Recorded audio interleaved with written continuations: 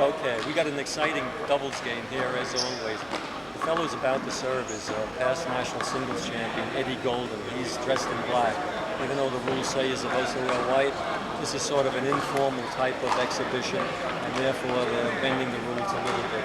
The reason I mention that is the ball might be blue, but as it comes off the wall, it looks like it's black. So if he hits it close to his body, his opponent doesn't see it for that split second, and it's a sure point for the server. Haven't we got in Eddie and Albert a couple of guys that have quite similar styles of play? Yeah, that's a great comment. Albert also is a past national singles champion, many times doubles champion. Their styles are almost the same. They have the same pace in hitting the ball. They virtually never change the speed of the ball, use a little reaction, use the other man as a block. They're usually just concentrating on hitting the ball as hard as they can to an opening which they think they perceive. Doubles is a very subtle game. You have to have peripheral vision, you have to have an imagination. And to just go out there and bang the ball, you subject yourself to the other team banging the ball, and you may come out on the short end. Now their opponents, Robert Sostre, he's on the left back. Outstanding, young, exciting player. He won the outdoor Budweiser paddleball championship 5 or 6 years. Tremendous concentration. If you get a close look at his face, you'll see his eyes are always focused. His partner is David Sheldon, also a very fine, steady player. He's the son of Charlie Sheldon, long-time tournament player, Masters champion, in the tournaments about 30 years.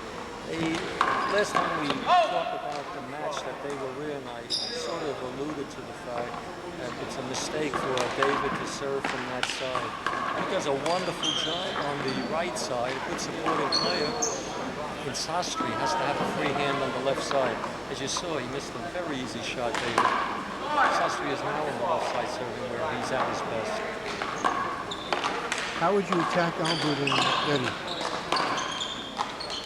Again, since they have their arm movements and their wrist movements and their shot-making ability geared at a fast pace, I would use some slow serves right between them, say a natural, which means the ball bounces and goes from right to left into the body of the man on the left side. Again, it's a basic theory, but the key is to change the speed of the ball. I would also stand in the center court, and I would hit the ball high on the wall behind my back, moving the rebound close to the left line and the long line. I found out that these skilled players who have this strength and similar pace are only good from the waist down. And as soon as you change the speed of the ball, shoulder high or better, they seem to have trouble with that. If you're in a tough volley with them, if you all of a sudden pull a lift shot, they don't practice those and they find themselves backtracking and just hoping that they can return the ball.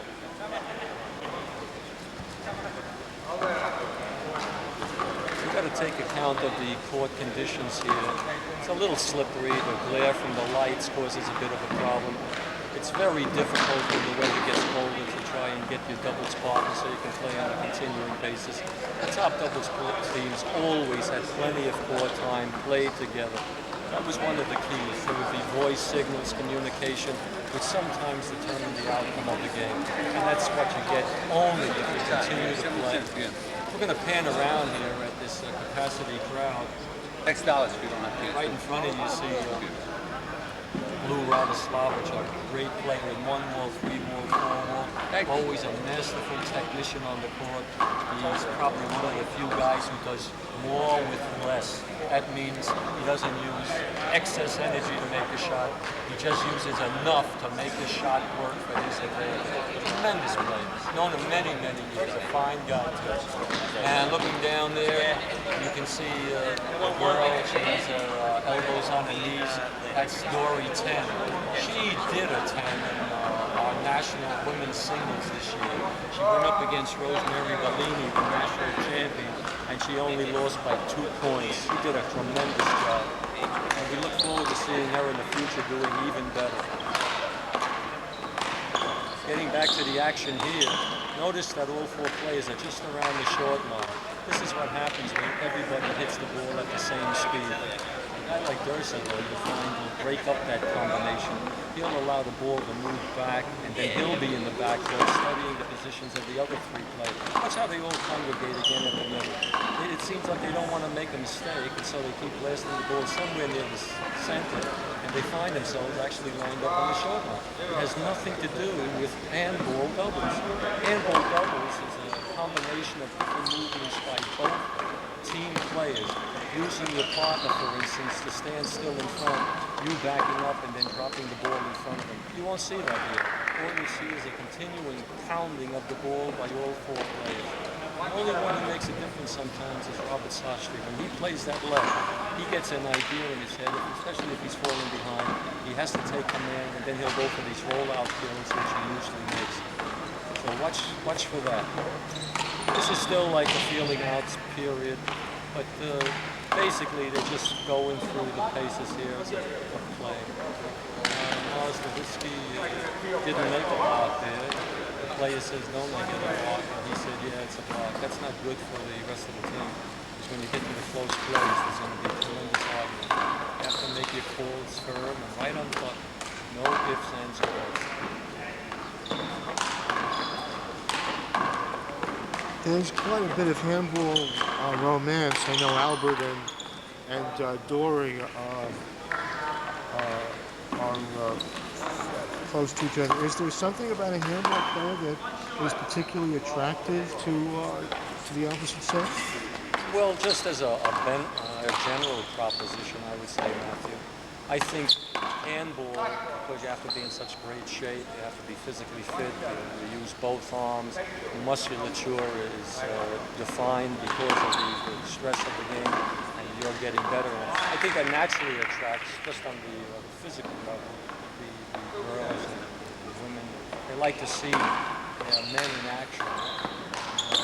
On the other hand, now there's been a transition where a lot of young ladies are part of the handball scene, and obviously males are attracted to that. They're not in their own world saying the domain of athleticism is theirs. They now can see that there are great athletes in every sport, like tennis, and now the younger group, Monica Seles, Steffi Graf, Sabatini, Jennifer Capriati, his name sounds so wonderful and musical, don't they? If only the players here would get as much money and attention and national exposure as those people. But thanks to your good work and trying to get handball on the TV map, that may well happen. Well, it just strikes me that the carnality of a male and a female handball player would be a lot of muscle and hardness. It would be like a ballet dancer and a handball player. I think that's bringing out the romantic in you. I think at the level of the athlete, no matter what the gender, I think it's purely what you see through the eyes, not what you feel with the heart. You're first attracted by the physical aspect, and then if you hang around and there's nothing better to do, you start chatting with whoever's there, and then some sort of coming together of minds may ultimately occur. So don't think that the result was because of what happened at the beginning. What happened at the beginning was only something that happened at the beginning. There's no relevance to what happened in affairs of the heart at the end. Again, that's only my opinion. I've been a close observer of everyone down connected to me, including Albert and Dory. And I think they're basically attracted to the fact that each one can do what they do in their sport. And that's wonderful. What happens from that is a second phase in that case. They both work for the same hospital, and therefore they get to see each other there. And so the opposite of fondness being away, making the heart more fonder, I think proximity does it in this case. Yeah, there's also kind of a shared excellence that is rare in a couple. That's true. They have a shared excellence with the same skill. Keep in mind, though, that's any relationship. If each person does well, they are so insistent in their own view of themselves, and you have to be careful that there isn't a clash of those personalities. It's similar in show business. you know, a great actor's attracted to a great actress, and gee whiz, they hit it off, and they really have a wonderful time romancing and everything. And then it comes right back to the ego.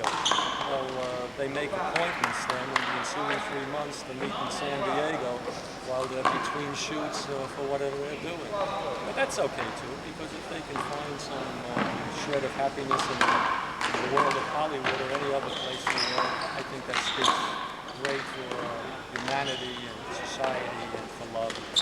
You know, excuse me for changing the subject when you speak about love and humanity and society, but how does one choose a partner in Handball? I'm asking in particular because Albert and Eddie are not complementary players. They're not very strong, Yeah. but they're kind of all the same virtue. So, yeah, what happens there is sometimes during the season, if you're playing at an indoor facility, especially in the winter, or in the outdoor season, if one lives in Queens, the other lives in Coney Island, it's difficult to get together. So what happens is, by a process of elimination, through observation and through testing with various partners, you sort of say, gee, you know, like two couples come together, what I understand psychologically is you see something in that other person which you think highly about in yourself. So I think it carries over into the handball world where he looks around and he sees different styles. He played for Durso for many years and really couldn't stand it because of the eccentricity of Durso's play. So finally it looks like he settled down to a guy who's also low-key in temperament, which he is. They play the same type of game and they think they can blend. The only missing link, however, is in this type of a game, you have to have a dominant personality to give a signal to the opponents that you're there to play. You'll watch that neither Ed or Albert say anything. They don't say anything about balls, they don't say anything about plays, and that's why they lost to Sheldon and Sostre in the last tournament. Yeah, I also see, by the way, that on a serve, that's between the two of them, they both go for the ball, so that means the other one is, well, you know, who is not hitting the ball is going to lose about 5 steps. Well, they have foot speed to get back into the play, so that's not really relevant. Even when the game winds down, as it were, they're still able to keep moving in a 25-point game to stay in the play. It's in a tournament match where it becomes a really big problem. Like the Paul Williams syndrome, he took over playing 2 guys instead of giving his partner a share. Ultimately, he wound up tired, and you run into trouble like that. I don't understand how Paul Williams and his partner got back into that other game over there. Paul Williams and Reggie lost to Charlie Sheldon and his partner, Kendall. Interesting. We'll have to find out later. They'll probably say another team didn't show up, so they're putting them back in. I think that's what he said. Let's see if I'm right on that. I don't know if they should get a second chance, because what happens if they wind up in the finals with Charlie Sheldon, and then they beat Charlie Sheldon? It'll be a brouhaha. Well, we didn't follow the score because Morris Levitsky usually keeps it to himself. The referee is supposed to announce the score for everybody to hear, not only for the players to know where they're at, but for the participants and spectators to get a little more enjoyment out of knowing what the score is. That was a beautiful shot by Robert Sostre. Let's try and find out what the score is. I think the back team may be ahead by something.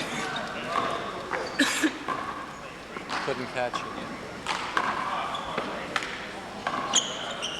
But again, Sheldon seems to be on the left side where he doesn't belong in my opinion. Sostre, if he senses that they're going to be down to 2 receivers, he'll come in to score. Morris, what's the score? 3:15. I didn't ask you for the time. What's the score? The score is 3:15. That's why Morris probably didn't mention it, because it's too embarrassing at this point. It's really a lackluster game. At this juncture, they're supposed to be coming alive, the team that's suffering the deficit. Now it's 4:15. If the back team just lumbers on, they're going to find themselves in contention again with the other team. They must continue to give a signal that they want to beat these guys and beat them badly. Stop looking up.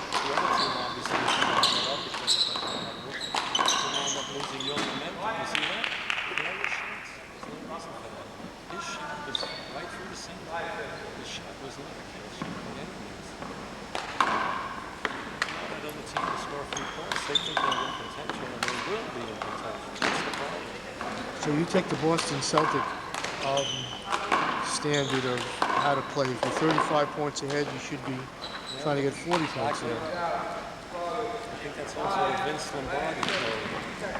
Beat him into the ground and keep beating him into the ground. I must say that in watching this game, the ball looks awfully sluggish. It doesn't seem to have the momentum. And that will be bad for a guy like Sostre. He's great with a super ball that really moves. Yeah, you see, I think they might have thrown in as we call a knish. A knish is something that they keep in the cheese compartment in the refrigerator, and it doesn't respond on the wall the way it should. It seems all right on the high shots, where they're stroking the ball high, it seems to be rebounding properly. But on the low shots, it seems to compress on the wall, and it comes out feebly.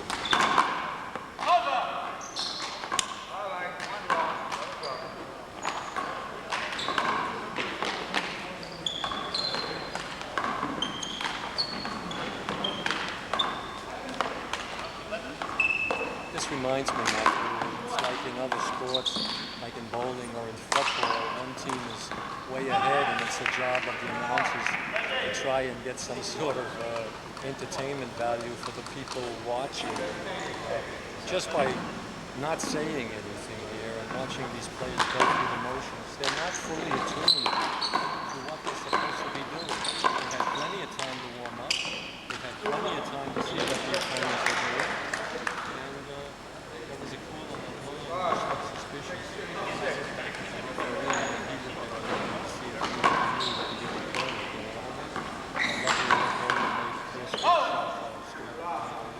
If I were a referee, I'd shut up until the game was over. Albert Posey is nice.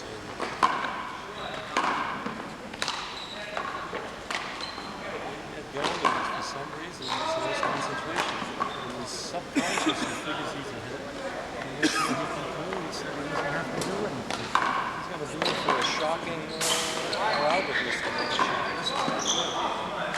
I don't like this. And the frustration of the front team and being behind, that's going to make them play even better. There was a mini signal there by Al. Touched them on the hand and said, come on, let's go. But it's got to be heard by the opponent, so they'll know too. Albert is very heavily muscled in the legs, and it seems as if it's a little bit abnormal for him. Good point. Ruben Gonzalez is one of the top pros now in racquetball. He had steel springs for thighs and worked out all the time. And he came into the handball scene, and because of his tremendous ability and leg power, because in one wall you have to run laterally side to side. There's no walls like in four-wheel or three-wheel to help you. He came upon the scene like a rocket. Because of that foot speed, he was able to win a championship. The thing that happened, though, was everybody was aware then of his fleet-footed ability and change the speed of the ball on subsequent matches. As a matter of fact, I was able to play him in the semifinals, and I used off-speed series. So his speed really didn't come to the fore. The Albert Slates, despite the fact that they're not bulky, being a man now of about 37 years old, he's always conscious of being in shape. I think the bulkiness really doesn't have anything to do with his ability to still move, even as I say, it just looks bulky. To the eye, they are bulky. So far as his playing ability and movement, it's not really threatening him in any way.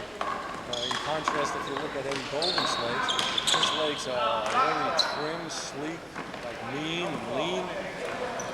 So Albert's legs may be even more of a weakness. Keep in mind too that Albert hurt his arm some time back, and so he wasn't playing as much. He may have gained a little bulk in the thighs, even though when he was playing, they were very muscular. Maybe just slightly less than his size.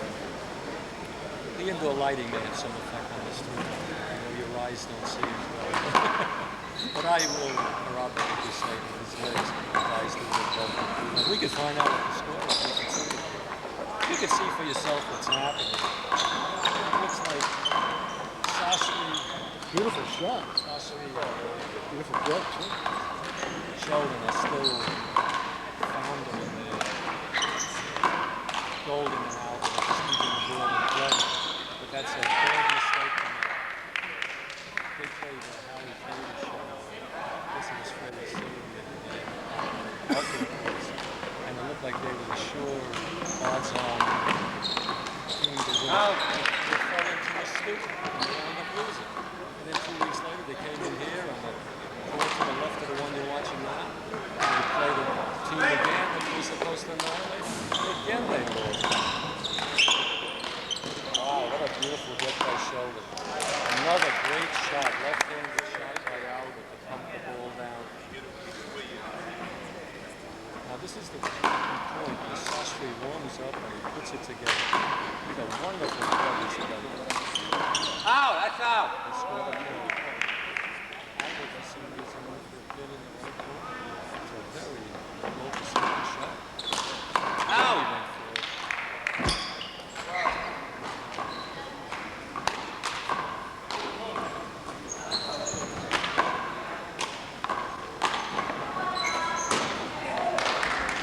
Very careful. What he's supposed to do with those low serves is not take the initiative. What he's supposed to do is bring the ball back away from the server, and then both he and Eddie Golden move in rapidly so that he can't take the ball off the wall and lower it. There was another problem there on that other volley where Albert and Eddie actually touched hands. That was another great shot by Albert. He laid it right out in the corner. See, when he's in front, then he can go for the play. If he's in the back, he shouldn't. He has confidence that he can make that. I hope in the long run it's not misplaced confidence, which is always a problem. See, you notice on the low shots, the ball is not Stu's business now. Albert took the cue, and it looks like he wants to do more. Golden on the sideline here, he looks like he's really alert. Looks like they want to concentrate. Watch when Golden comes on. Unfortunately, he should be stepping on so Albert could drop the ball in front of him. They had an opportunity a moment ago. They didn't capitalize on it. What happened was David Sheldon came in and ended the play in his favor. How come we don't see any lifts or high driving shots? It's the nature of the way these guys play. They're not geared to that. It takes a great deal of skill for off-speed ball. It comes to very few to be able to do that consistently. Even if you practice it, you still have to have what's called a touch. And that touch means over time that the ball becomes one with you. You control the ball, the ball doesn't control you. And most players don't realize this. As they observe the ball coming, it looks like it's coming flat. But the realist knows that it's actually spinning and doing tricks in the air. And if you play the ball enough times, you can actually see the spin in the air in order to take advantage of it. So an amateur, when you see the ball flat, you just wind up your hand and that's it. You don't have any swing ability to change direction because of the ball changing direction. Speaking of the spins, there are almost no hooks in this whole game. I don't see any hooks, any chops, any top spin. Everything is hit flat pretty much. In the game we saw before with that young player Kendall, he had a wonderful reverse. And Paul Williams was a big guy. He still is a big guy, obviously. He was standing past the long line. He thought the kid didn't have a hook. A number of times the ball hit the floor and spun out to the right, completely eluding Williams or making him take a bad shot. It was very interesting for a kid, 18 years old, to be able to do that. But back to this game, there was a wonderful shot by Golden to the right corner. Sostre brought it back, and then they didn't capitalize on it. Neither in the back, David Sheldon serving. I'm going to get a little ready to shoot closer.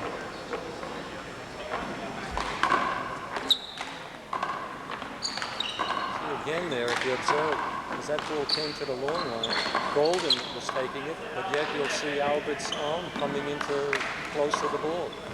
Golden should always say mine, and there should be an understood rule at the beginning that any ball in the middle is his shot, unless he says it's yours, Albert. That's the problem, communication. And they've been playing long enough to know that.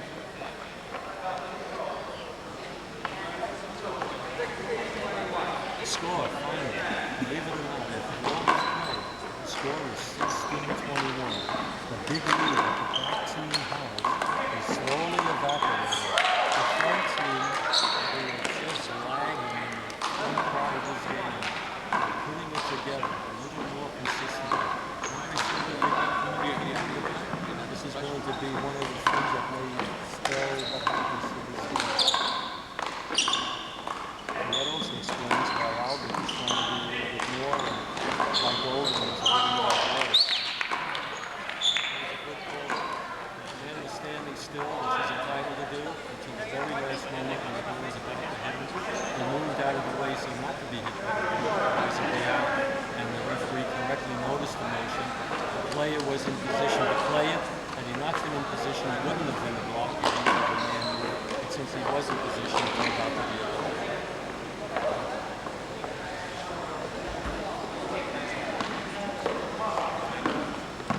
We're taking a little time out here. We're going to pan the camera over the court one. No, that won't be necessary because we're right back in the action here. It was just the white change of play. David Sheldon serving again.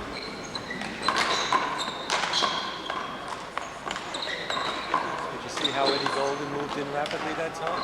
It was the first time he did that all game. The other times he just drifted it.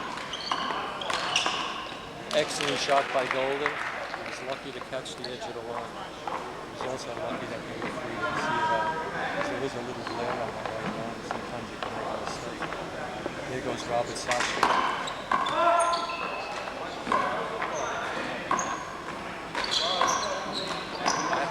There's a ball that looked like it zipped at the short line. Short line man, ball is short. Sostre is going to question the call. There's no way that he can get a recall on that. The referee is right on the line, and he's the only one that's called it right here. Being human, referees sometimes to make mistakes. Too many mistakes. Until at least a month going by, and everybody will forget.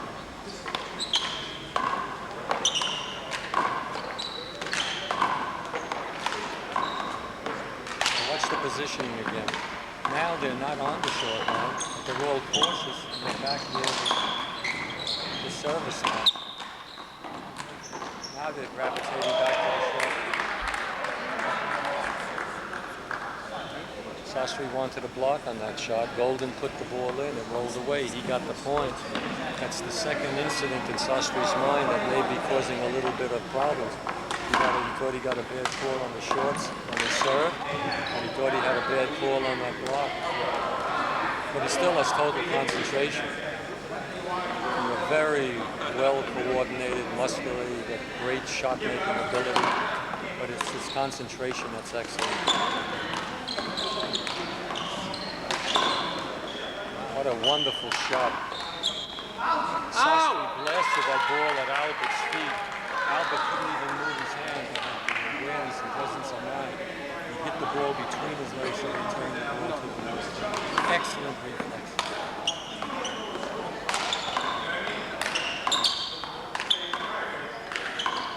Looks like, judging the way Golden is moving now, like he's like a boxer, a dancer, a boxer. He looks like he's really determined now to get into this game and do some good. Of the four players, only Sheldon has not got a